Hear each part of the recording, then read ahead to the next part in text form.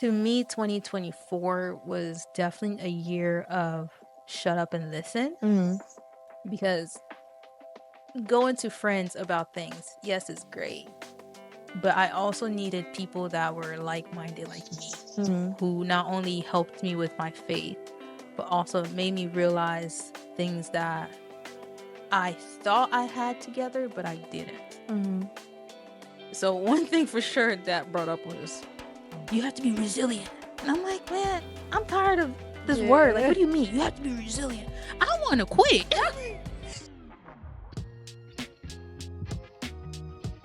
It's the new year. Yay! Okay. It's not February, but okay.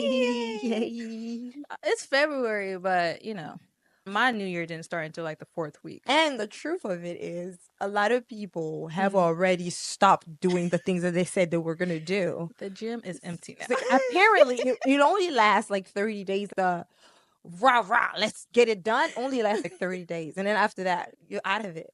When did you start your New Year's? Your actual day one? Because I know we were go. Yeah, we were outside, which I'm not mad about. I think when we came back, when was it? Like January 10th, maybe? Yeah, we were supposed to come back on the 9th, right? And then the snowstorm hit us, and then we came back on the 13th. We came back on the 11th. Saturday 11th. Oh, yeah. We And then landed, and then we went to Sunday, and then I was dead that Sunday because I'm so tired, absolutely tired. And then the week, we went right back to work. It was like, mine was like 2 weeks in, so my New Year's actually started on the 27th. It's like the execution of because I didn't even take a chance to, how like in church we do like the New Year's letters for ourselves. Yeah. I didn't even get a chance to do that before the New Year's. So I started my New Year's letter once I was able to settle down. on the 27th, and then pray about it. So with the New Year's resolution, because obviously the gym was packed when I went back in there. And I was like, how's he going now? There's nobody there now. Yeah, okay. And you would think Planet Fitness, because they're a big deal. Their payment is pretty cheap compared to the gym. You would think, they'll be packed. It will be packed. It was packed the month of January. And then now we're like February 8th. Like little by little, people are dying off. It's so funny to see.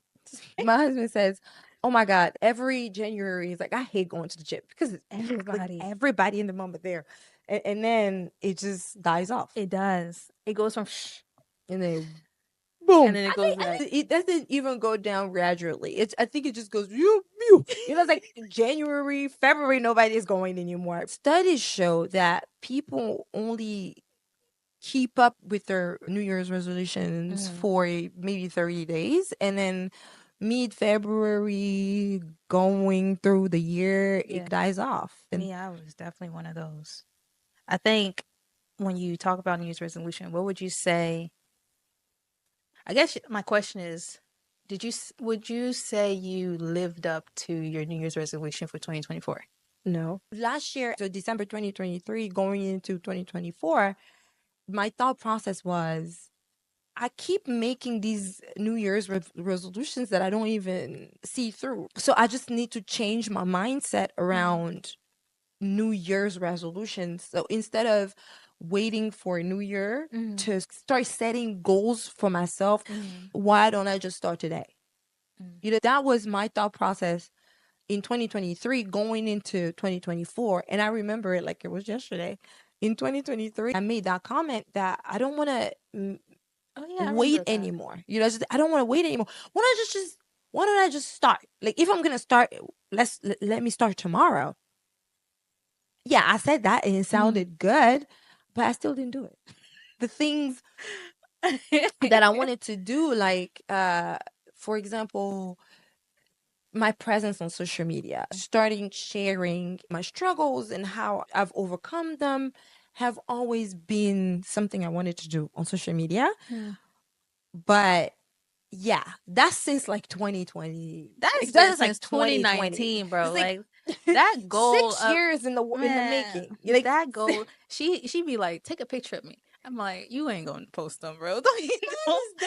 He's so tired. It's like, but that was my thing was, it was unclear. I didn't know what exactly I wanted to show up as, or what exactly I wanted to do. So for me, 2024, I didn't have any goals.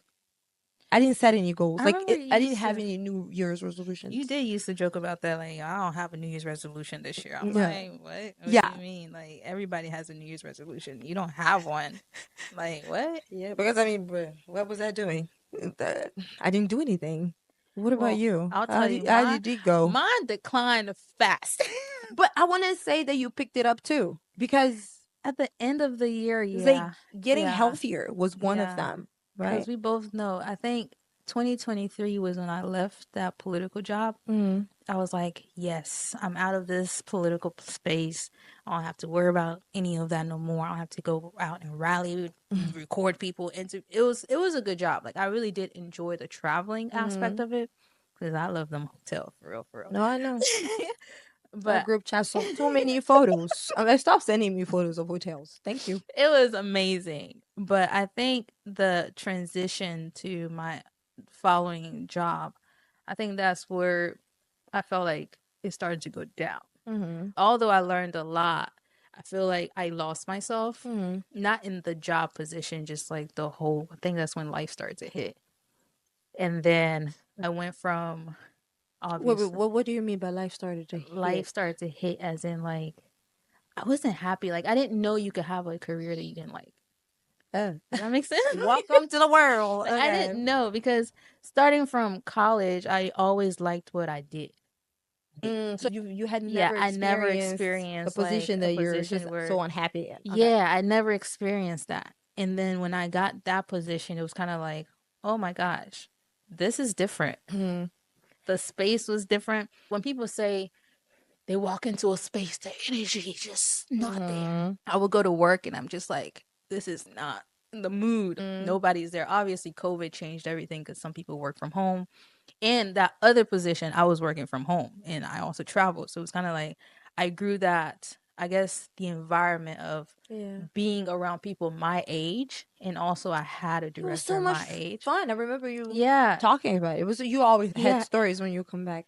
It was fun. That speaks on the culture of your workplace. When I was in college and people would talk about, oh, the culture of a company is really what makes it or breaks it for you.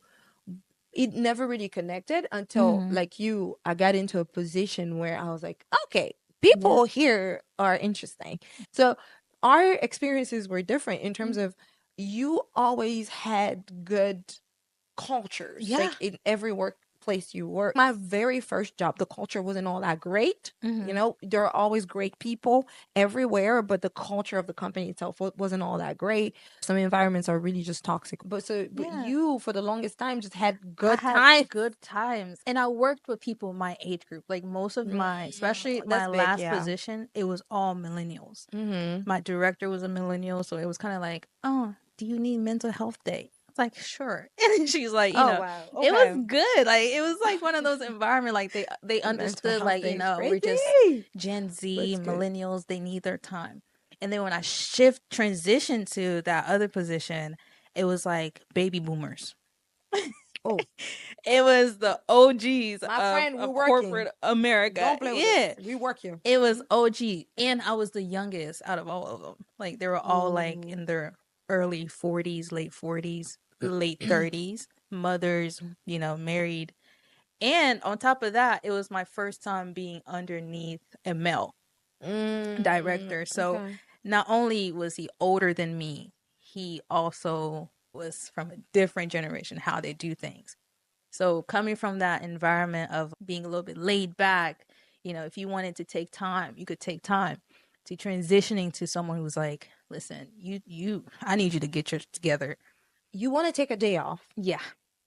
And then he says, no, you can just work from home. Work from home. That And is then not the same that it was thing. completely different that day. And I was like, well, I can take this day off and then come back on Monday.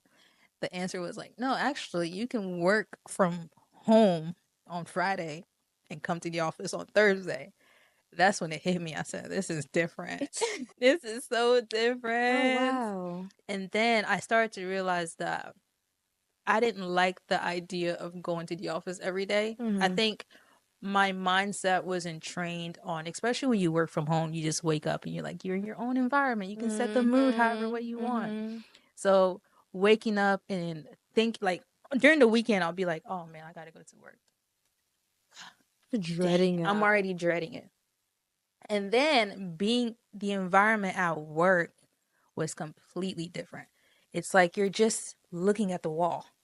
There's nobody there to talk to. Oh my You're God. in the office. But y'all didn't have colleagues? We had them, but it wasn't like, people just do two different generations. So what exactly are we going Like to you talk don't about? have Yeah, much you don't in really have common. much in common. I did have one who would come in and check on me and stuff, but it wasn't like space where you feel comfortable to just And be you have like, to say one thing about yeah. these offices, like why we don't have windows? That was another thing. It I like sunlight in the morning. I'll come downstairs and I open everybody's blind. That's just how I work. So when I come from outside going into the office and then I see a wall, and then we had a window, but it wasn't like a window where you like open, because it was like those cubicles where it's like just two people in the office, but you're blocked, and then the other person has like the window and then you just have the door. That's how it was. So it's like I can't just go on her side and be like, hey, and then the sun wouldn't hit me anyway. So it's That's like, one of the reasons why I really prayed to God. I said, please, I don't want to have to go to the office. I need to work from home. Like from the time I got my first internship, and it was crazy because the internship was in a data center, and data centers are supposed to be hidden. It's supposed to be hard to get to it because all the servers of the company are over there and they want to protect their data. So you will walk through a double door, and then you have to walk through another double door, and then you have to walk through another double door what is to this, the get to your Pentagon? place of work. No, crazy. It was like the It was US. all that crazy. It's like literally every door you have to open, you have to use a badge. It makes sense because security has to be heightened. And I was like, there's no window here. I'm supposed to spend 8 hours in here every day, 5 times a week. This is gonna be the rest of my life. Yeah, Like this is crazy. I was at that point. I think one thing I did learn in that stage of my life was the grass is never greener on the other side. Because What do you I mean? thought, Yeah, that's it. I believe that they could be better, but I thought, maybe if I quit this job, I will find a fancier job. It was just like, it's kind of like saying the relationship, trying to find something better of the person that you're dating. Does Okay, that make okay, okay, okay. sense? So like Yeah. you have a I had a position and great, you thought to yourself, I can do better. yeah. Yeah. So it was kind of like I had a position that I loved what I did.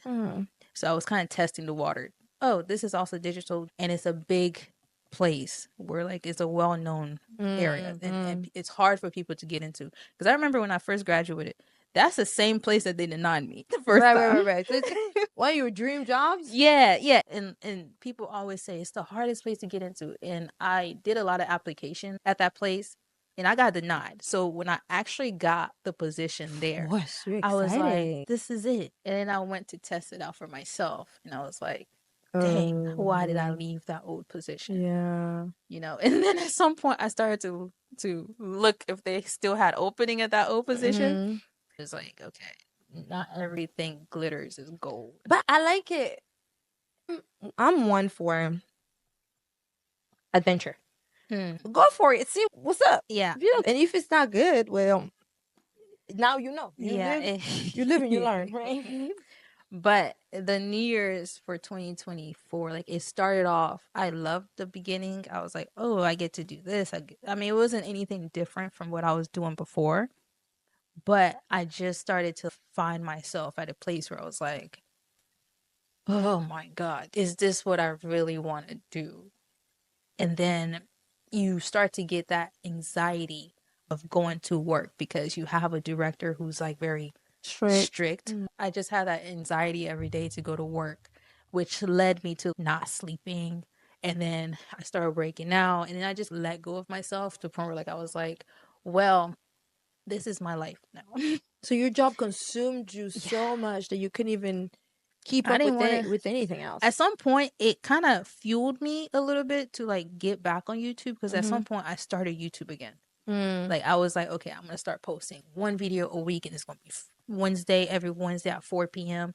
And that's when I started doing more. Like that's where I got that teleprompter. I was like, I wanted to do more. So was being more consistent on YouTube, was that a New Year's resolution anyway, or was it more fueled by what was happening, and so it gave you the push of wanting to maybe explore the more independent route? Yeah, it was more of the fuel. But what's interesting is even at a young age, I never saw myself working in corporate America. I remember one time, I think I was 10, 12 years old. Dad was asking me, he was like, what do you want to be? And of course, the idea of being a doctor was always like the answer because obviously, Because you're African. yeah, that too. And like, that's all I was seeing around me. Yeah, lawyer. that's all I seen around me. So I was like, a doctor would be it. But deep down inside, it was kind of like, and then he'll be like, what exactly do you want to do? And then I'll tell him my dreams. I'm like, I want to open up a salon. I want to write children books. Like those were always like the entrepreneur mindset that I had. I just knew that I wanted to do something for myself. So when I got to college, it was kind of like, okay, I started with biology and then I started taking the classes, but it wasn't like something that I saw myself in a long run. Because when I looked at that medical school, I said, oh no, like I was like, so you mean to tell me not only do I finish 4 year, I gotta go and do another test and I gotta get matched and then I gotta do residence? No, I said no, It's absolutely a not. long curriculum. When exactly am I gonna start making money? Oh my God, what? Like, that After was the 4 years, right? I don't know. it was just It's too so much. long. Once I got to college, I started to, even before then, I think high school, that's when I started like, getting into doing things for myself even more. To the point where I started looking for things in college to help me work for myself. Okay. But till then, I didn't know what entrepreneurship was. Right. It's interesting that you talk about entrepreneurship, but Pascal, That's good. how did that just transition in French like that? Anyway, Because that's when the Holy Spirit touches you. like, oh, okay. But yeah, I was gonna say it's interesting that you thought at a young age that you wanted to do things for yourself, like whatever it is. It's interesting because I don't, in all culture, at least, like we don't think of, oh, you could have something of your own. So I'm interested to know, was this something that came out of your background, your family? Was this nurtured? Was this something that you saw someone do? Yeah, I think growing up in my both side actually, because I know when we went to my dad's side of the family, my grandfather's house, because that's where we spent most of our time. My aunt used to do hair, so I saw like the talent that can come out of that. And then from my mom's side, her younger sister would sell whatever it is that she sold.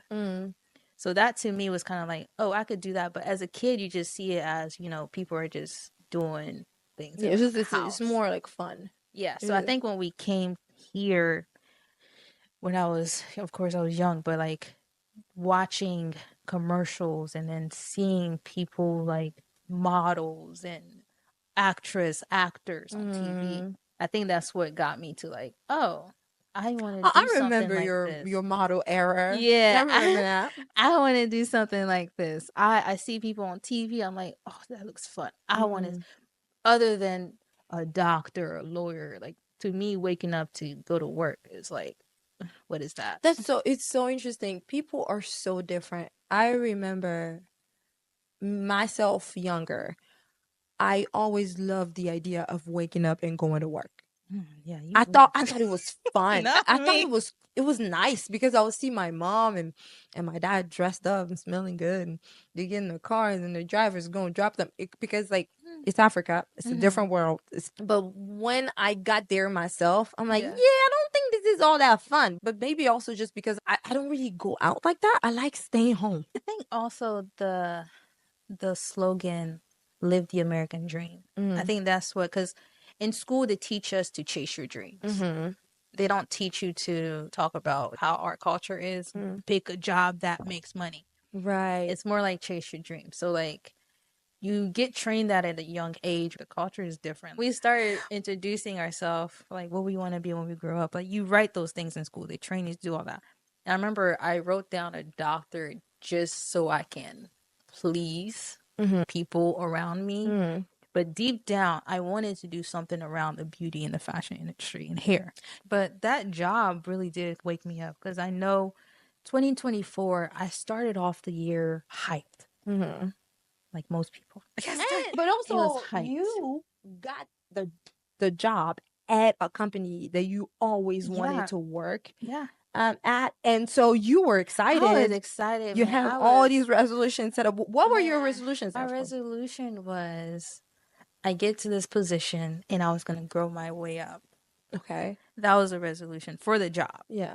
Because I've always been told once you get in, you can spread your wings after a couple of years because they only hire from the inside first. So that was the goal. I was like, oh, okay, I'm at this and then I'm gonna go into the sports, because that was one thing I was trying to do. We make plans. God laughs. I was gonna start editing for the football team that I died. That was the goal.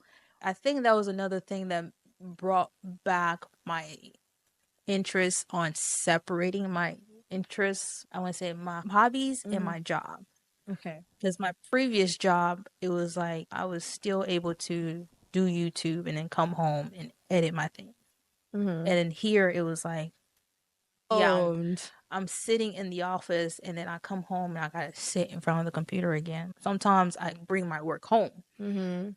But once I got there, I was like, this is not what I want to do for the rest of my life. I don't want to sit here and edit my life away. Right. Because at some point I will come home. I'm like, edit her life. Oh my god, that's so funny. I just did it. That's a job though. You're like, It's I don't a job. I don't want to edit my life away. away. Like it was just, and it was different because I wasn't the one creating. I was producing. So that was I a don't know what that different. means. So basically, I wasn't in front of the camera because that old position, I was in front of the camera.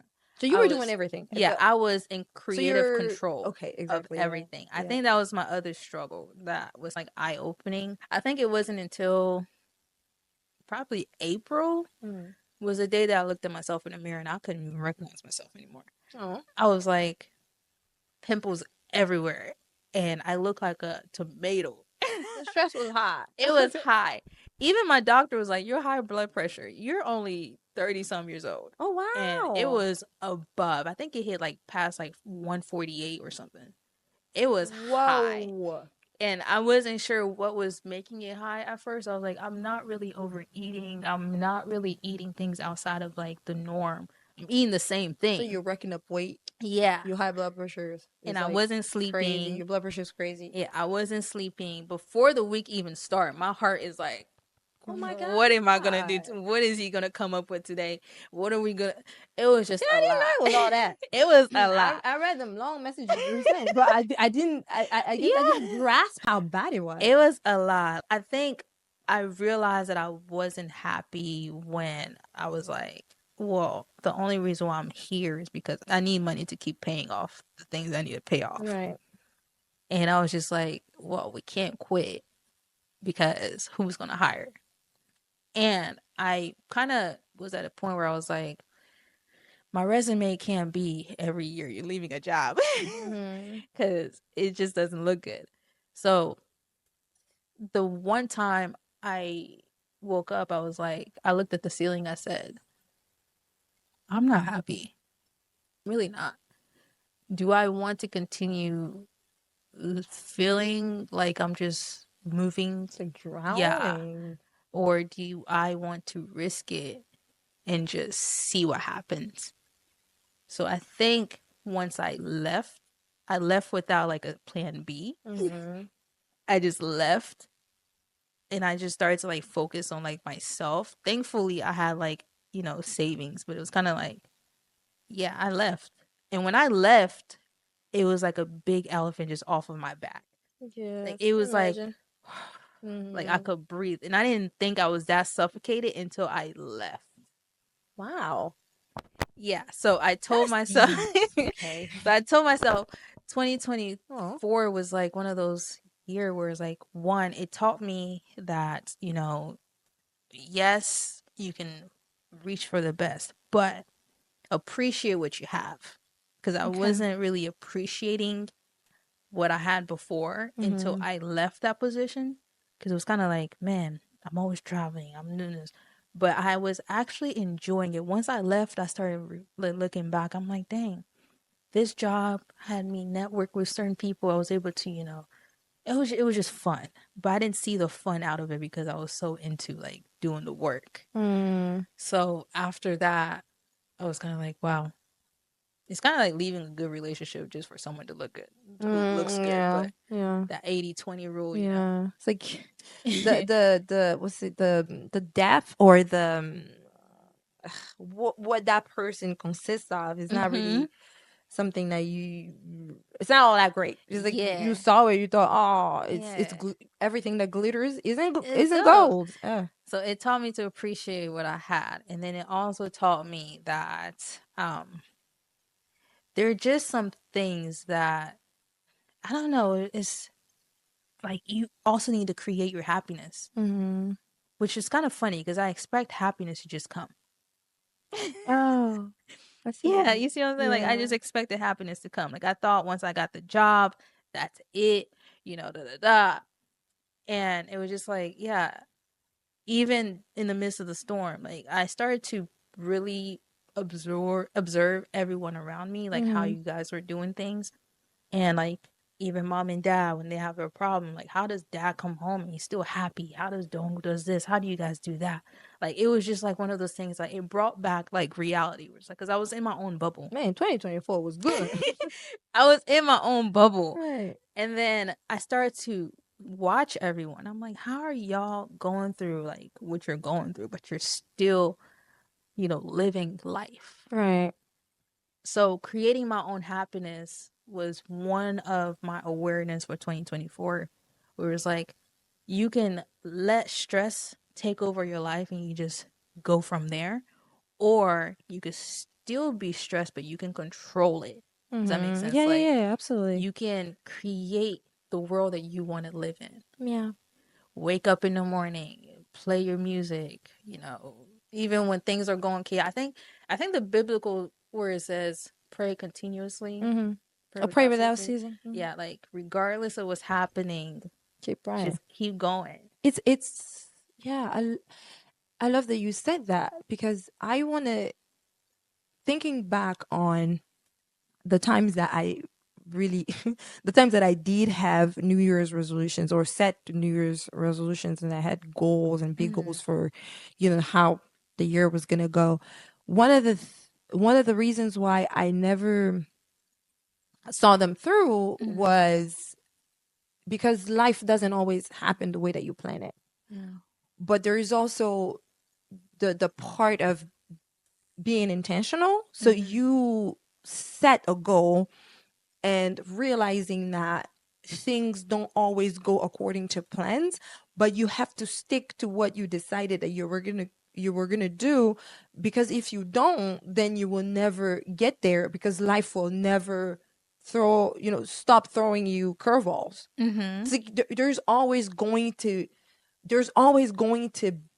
be something. Like something is always going to happen that's going to stop you from getting where you're trying to get to. I Mm-hmm. mean, sure, there are times where everything is working according to plans and you're just cruising, but Mm-hmm. then there are also times where things are just different. It's like you started the year, you're like, yeah, I got this new position at this company that's great and I love it. Finally, everybody's like cheering you on, and then you get into it, you're like, This is oh, not what I snap. Like thought. this is not what I thought it would be. Mm. But like how to navigate that is what you're Mm-hmm. talking about with creating your own happiness and deciding how you're going to feel every day Mm-hmm. instead of letting the world or things that are happening in Mm-hmm. your life dictate how you're going to feel.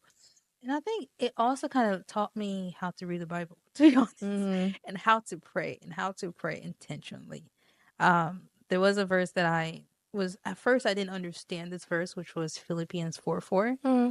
Rejoice in the Lord always. Again, I say. I will wait again. I will say rejoice.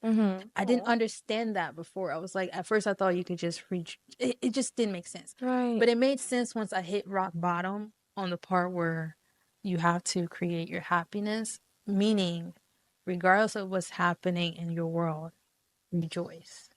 Be Amen. happy that you are awake. Be happy that, you can move your body. Be happy that you have something to be happy about. Or if I'm making sense. I don't Yeah, even know no, if I'm you making are. sense, but And the what you said about like the Bible verse, I'm mhm, over here trying to find the Bible verse that you reminded me of when you mhm, said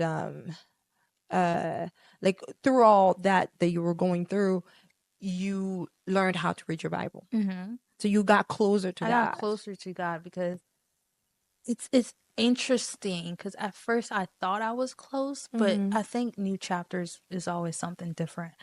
So I think my perspective on life completely changed because I was able to, one, know how to speak how I felt and actually understand that I need to to allow people in my mind. Does that make sense? Yeah, so express your Express my emotions, be emotions. Yeah, vulnerable, man, that was talk tough. about it. That was tough. I think that's also one thing that I noticed that I was able to grow from 2024, like midway there. Yeah. I started to speak more about how I felt and like not just carry all that weight, just me, myself, and I. Mm-hmm. I think once I started to explain what was happening at work and how it was making me feel, hearing, that perspective on life, on how he navigates life, and then hearing you guys' perspective. When I say you guys, I mean, brother and The her couple. husband. Yeah, the couples, how Thank they you. navigate how they navigate life. I don't think I would have made it through 2024 if I did not utilize the people around me Mm-hmm. and really bring out, because journaling is fine, right? I'm all for journaling because I've been Dear Diary since 8th grade. I saw last time you posted, you said, "Dear God." I said, "Oh, okay, I've been change." doing that every year in elementary school. I will buy a new journal at school. We had book fairs, so like I will make sure that mom and dad gave me $10 for that new journal and a nice little pen. But like it's good to journal. But one thing I really learned in 2024 was your most powerful tools are the people around you. Amen. And if Okay. Amen. if you don't know how to utilize every single one of those, and I'm saying obviously, the ones that bring something to your life. I'm not saying you got to be very, yeah. That's Yeah. a good conversation around Hmm. keeping the right people Yeah. around you. Yeah. The culture today, I feel, is one that encourages people to have like millions of friends. I'm not throwing shades. I'm just saying that having lived life a bit, Hmm. we know that in a group of, I don't know, 15 people, there is going to be friction. Oh yeah. There is going to be friction. For me, I have such a hard time understanding how you would like, oh God, let me just stop. I mean, So many friends out here. I want to be concise and say something constructive. Go ahead. Agree to disagree. Go To ahead. we it's important to keep around you people of value. Hmm. We live in a culture where I feel now it's more about how many people you know, how many Hmm. people are reposting you on your birthday, That too. and Yeah. like you get reposted, and then someone posts about your birthday or something, and then you post it on your own profile, and then you have like 20 tabs, 17 tabs of people just saying happy birthday, happy birthday, happy birthday. And that gives up, I feel, for me personally, that put me at a certain time in my life, that put me in a place of like pressure Hmm. to just kind of ruck up people around me. Mm. It's not people of value or people that value me and I value them back. It's more of I just want to be known enough so that I can be posted on social media. It feels good. Mm-hmm. It absolutely feels good to know that there's so many people that know you, and the popularity really just becomes something that soothes us in a weird way, or maybe not in a weird way, but Yeah. being popular feels good, right? It's like, yeah, a lot of people know me, but the question really is like, are you growing out of these relationships that you have? Mm. Are these people you can really count on to tell you the truth, right? And to help you Mm. grow, to help you become a better person. Anyway, that was a I like how you said parenthesis. that though, because like that's what I used to think. Like, especially in the culture where I grew up in, the more friends, the better. Mm-hmm. Like I grew up in that So mentality. it's not quality of friends. It's It's not more called, just yeah, quantity of the more friends. people like you, just the better. Mm-hmm. And I think it wasn't until my adulthood where I realized, yeah, it's cool to just have one friend. Like you can have so many friends around Mm-hmm. you, but if all those people don't add value to your life, there's no reason for you to have them around. Right. So And, for and and it's not in terms of like using people. yeah, It's not that. It's mm-hmm, as we are together, are we growing? Are we becoming better people mm-hmm. rather than almost are we getting worse? Are we You know, getting you better? you have so many people around you and Mm. you find yourself in this cycle of this person did this, that person did that. Like, and it feels like all your conversations are about other people.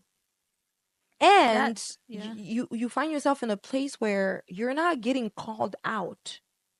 Man, it was tough because I You did know? notice that, like, those conversations, like, with the parents and then with y'all, it was really tough because I remember I spoke to one of my good friends from college, and I was just venting.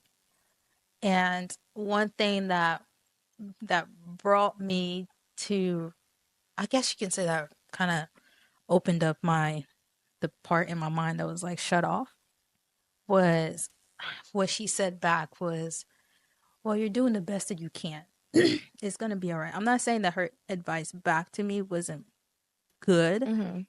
but I also kind of understood what um, dad used to always say. Your family would tell you things that your friends would never tell you. Mm-hmm. So when I would talk to dad or mom about things, or sometimes the both of them, they would say the toughest things. And then in the midst of it, of course, I'll get defensive. But when I go back, I'll sit back and I'm like, yeah, they're right about this. They're right about that. So to me, 2024 was definitely a year of shut up and listen, Mm-hmm. because going to friends about things, yes, is great.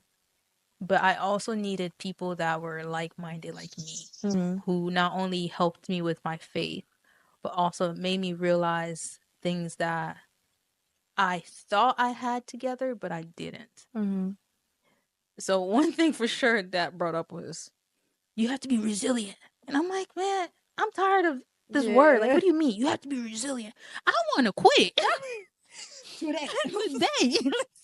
What do you mean? I am Oh, stressing. man. He's like, no, that's life. And then he's starting to tell me, like, this is what happened to me, during my youth year now. And it made me who I am today. And I hear that all the time when people say, it made me who I am. I'm like, okay. Yeah.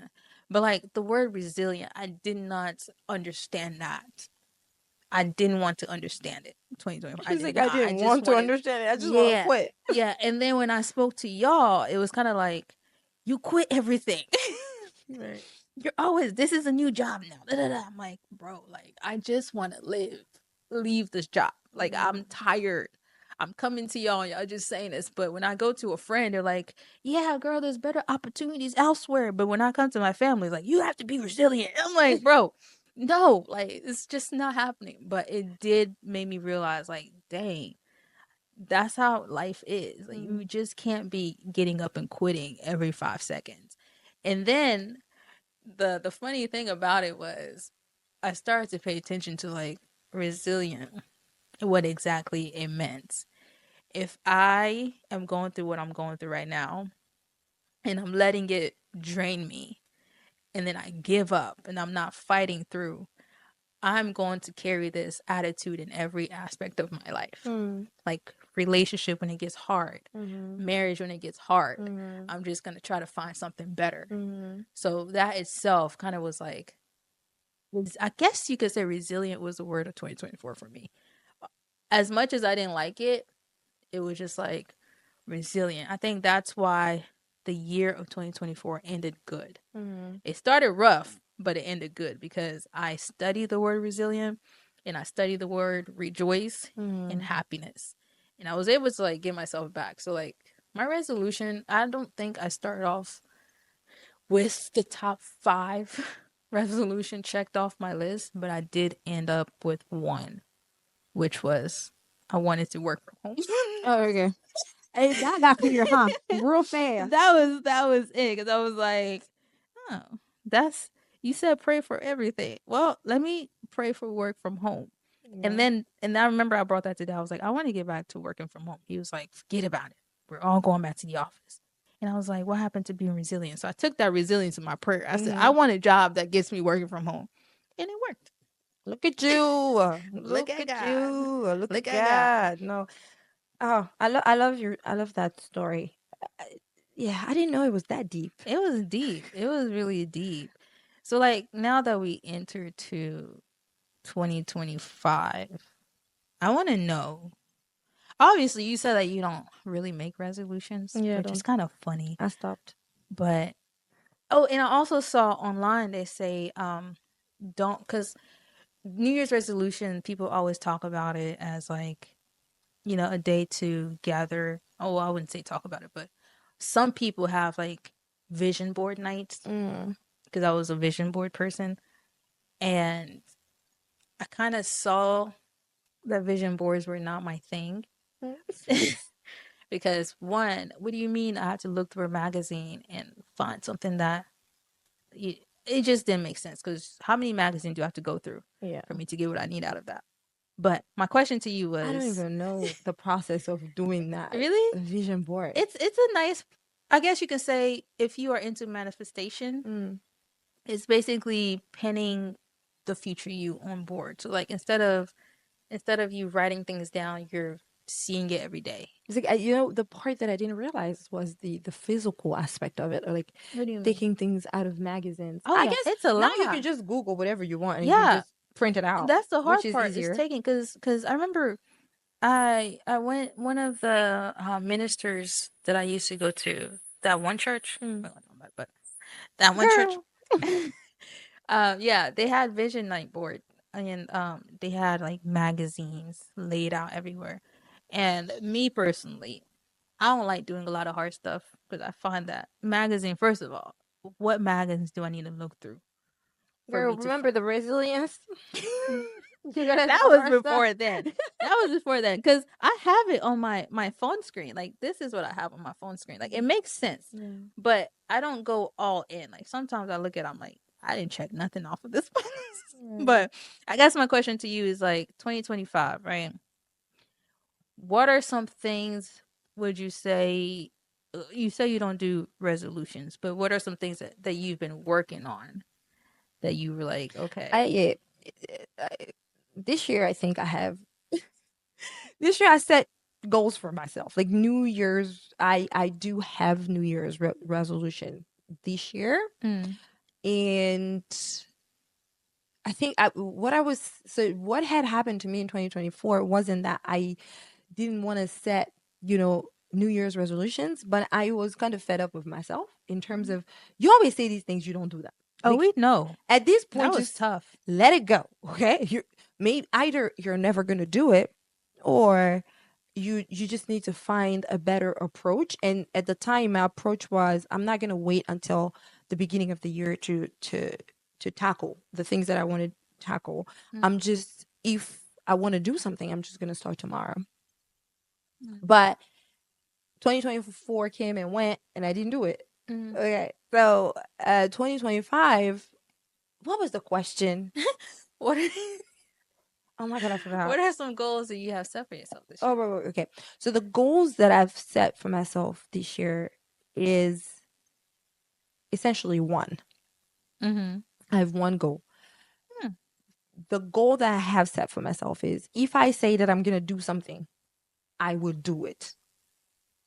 And what's different between the previous years and this Mm-hmm. year is that this time around I have a plan on how to achieve it. So in 2024, I did a lot of soul searching in thinking about why I don't achieve the things that I want to achieve, right? And what I came up with was I don't have, I'm not very good at setting like goals, like deadlines for myself. So Mm-hmm. I have a goal, but I don't have a plan on how Mm-hmm. to Achieve that. execute. And even when I do set a plan, or even when I do come up with a plan, I have a hard time following through with the plan. And so what I found out is about myself is I need accountability. I need an accountability partner. And I tried that. I tried it uh, last year with my sister, Mm-hmm. but she lives in a different state. I live in a different state. We Mm-hmm. have a lot going on. There's just Mm-hmm. no sync at all. So that made me think, okay, so if I can do it with my sister, the best person is Your going to be my husband. husband. Your husband. It's absolutely going to be him because now we live in the same house. Mm-hmm. There's not going to be a reason that, oh, our schedules don't match. We And will he's good at always, that. He is good at keeping people accountable because exactly. It's like we will that's one thing for always sure. have time to talk, Mm-hmm. and he's not going to let me off the hook. He's not the type of person if you tell him that you're going to give him something on a Monday, you can just come and say, oh, I couldn't do it. I could no, because that's a fight that you don't want to get into. Okay, so you have to work on it, and he's very good at kind of holding your hand Mm-hmm. and walking you through the path so you can achieve what you set for yourself. And it's so interesting because he doesn't do it the way that he does it. Isn't He's not telling you what to do, but he's getting the stuff that's inside of you out of you so that you can walk the walk and get to where you want to go to. So Mm-hmm. that was my goal. So that's my goal this year. If I think of something that I want to do, I'm going to share with my husband, and together we're going to make a plan on how I'm going to go about achieving those things, Mm. and I'm going to be accountable to him. I like that you said that. I think that's also my New Year's resolution. Mm-hmm. Um, first of all, I learned that I do a lot of say and not do. We stay having meetings. It's like, I do a lot of when say are and we I gonna don't. meet next? When are we gonna meet next? That was one. And then another one was definitely being structured. I think this year I think having an accountability partner, which is, you know who. It kind of did help a little bit because when we do have our meetings, it's always like, "Did you do this?" You And said I'm you were yeah, gonna do this. you say you behind. I need you to set a deadline, and I'm like, I don't know, and I'm like, bro, calm down. So I think this year is definitely one of those years where I did realize that I have done a lot of talking, bro. Like you've been on this platform for how long? Mm-hmm. And we're still here. The receipts. We're still here. And the number of uploading is increasing. And it's like I seen that. I seen that. That Instagram popping. I seen that. not just Instagram, YouTube, I think I had like 600 uploads. Oh, that's good. But no, it's It's not. not. But No, you said it because was going up. no, it's going like upload in a way where it's like you doing, but you're not doing you're not seeing results. Usually when you hit 600 upload, you will hit that's a career now. Oh, My okay. So 600 what you mean? upload is like I'm not consistent. Like Yeah. I'm Okay. like uploading, but the the what do you call engagement is not. Makes changing. sense. Does Makes that make sense. sense? Yeah. So it's like, bro, like I have been on YouTube for what, 7 years now? That's a long And time. you will think I understand like people, she was singing for 10 years and then she blows up. Like I get that, but that's when you're working hard. Yes. Yeah, Yes. that's when you're working Just hard. showing up Yeah, just whenever you can isn't yeah, really the way. yeah. Okay. So I understood that. Yeah, you got to get to a point where like enough is enough, bro. Right. Like enough is enough. So having an accountability partner was definitely one, because at first I did not want to hire my family. I'll be honest. I didn't want to work with y'all because We don't like you either. I didn't want to work with y'all because y'all always find something to talk about. This is the craziest thing. At some point, my mom would always say when she'll reprimand me for one thing or another, I will always think, I'll get mad, right? I'm just mad. I don't like it. So, and I think one time I told her, it's like, you never, like, you don't show respect. I was like, you don't respect me in the ways that you reprimand me. So she asked me, she was like, okay. So when I noticed that you did something wrong, you want me to come to you and ask you about how you would like for me to let you know that you are in the wrong.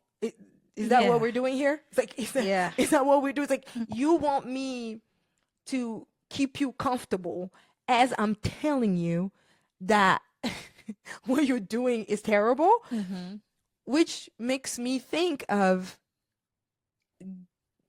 hearing feedback, especially when it's negative, it's always hard.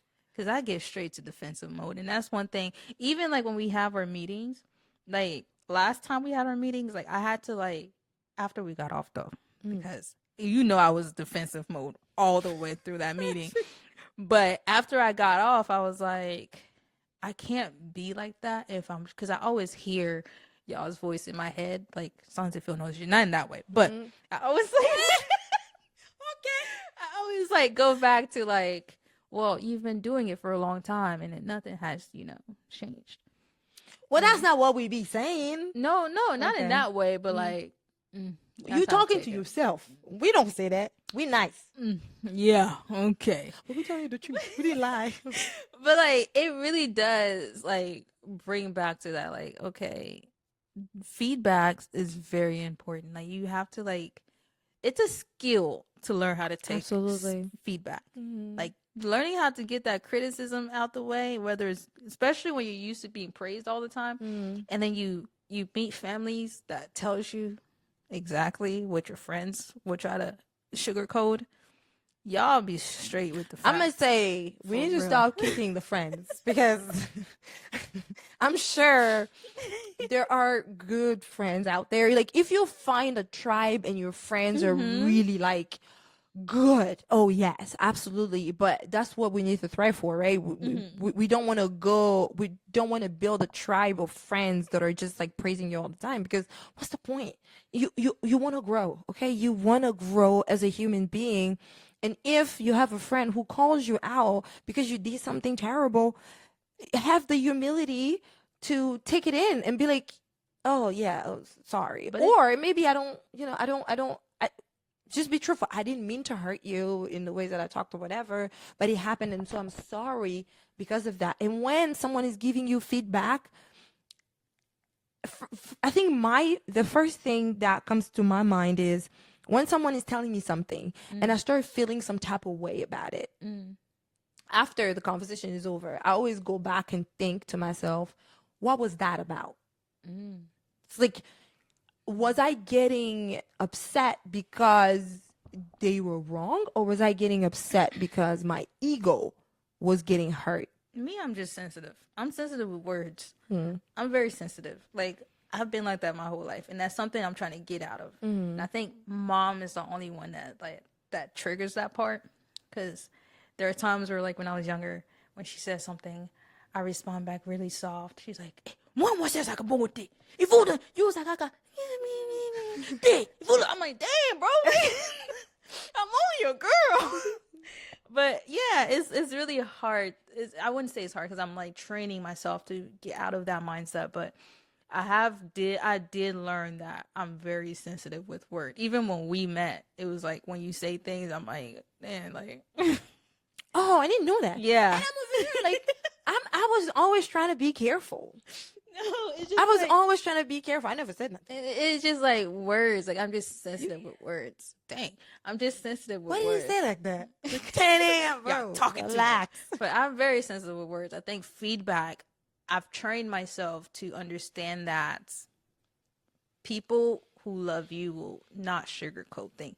And it's also like it's not just about friends, it's you as a person. How good are you with Receiving taking yeah. feedback. Mm-hmm. So I had to train myself with like words. Like, you say something, I'm like, oh, she's saying it, but this is not how, she means it or he's saying Or it. the way that I like to think about it is intention needs to be clear. Yeah. Some people when they're talking to you, they're doing it in the effort of hurting you. Yeah. And to be honest, we've been around more of those people than people that are really talking to you in an effort to see you grow or get better or improve however it is. Yeah. But I feel the place that we or I stumble or find a block is when sorry, my phone is going off. I don't know why. She famous, y'all. No, not at all. Mama Myriam. Silence mode. The place where I find that the place that's hard for me, the thing that's hard for me to do. I don't know what I was saying. Oh my God, this phone. Anyway, I was saying something good too. She was in it, but What was it? What were we talking about? Oh yeah. Okay. So I remember because you talked about how your mom would tell you certain things and how you were sensitive with words. Like the choice of words is a big deal to you.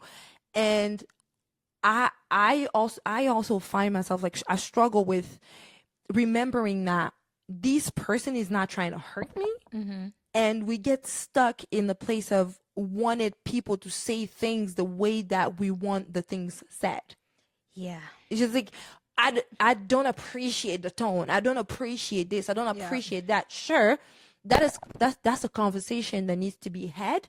But in the moment, instead of blocking that advice or blocking that feedback because it was given in a way that you don't appreciate, it's useful to take the feedback, like really go sit with it and think about what was said, not the how it was said, but like think about what was said and remember the intention behind the things that were said and try to apply those things. And that's how we grow.